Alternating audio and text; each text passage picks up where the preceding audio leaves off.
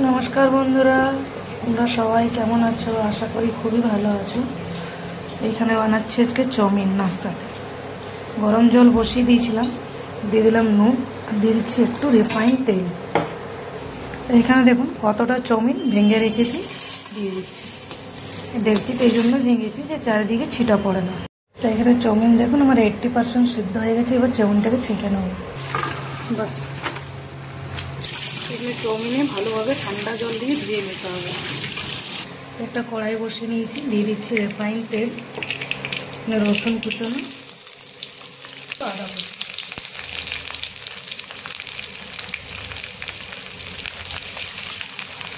এখানে আদা রসুন কুচো একটু ভেজে নিয়েছি। এই ভেজ চাউমিন বানাচ্ছি। দিয়ে দিয়েছি গাজর, বাঁধাকপি, পেঁয়াজ আর দিয়ে দিচ্ছি স্বাদ অনুসার নুন, দিয়ে কিছুক্ষণ সবজিটাকে ভেজে নেব।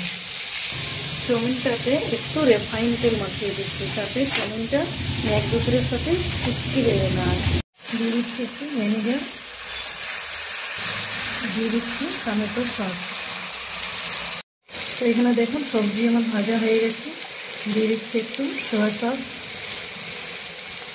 সস, একটু দিলাম। আর এখানে চাউমিনটা একটু একটু দিয়ে মিলিয়ে নেব। কি সুন্দর চাউমিনটা পুরো ঝুরঝুরে আছে।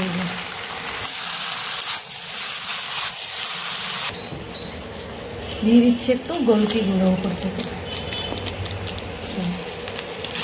দিয়ে মিলিয়ে নেবো।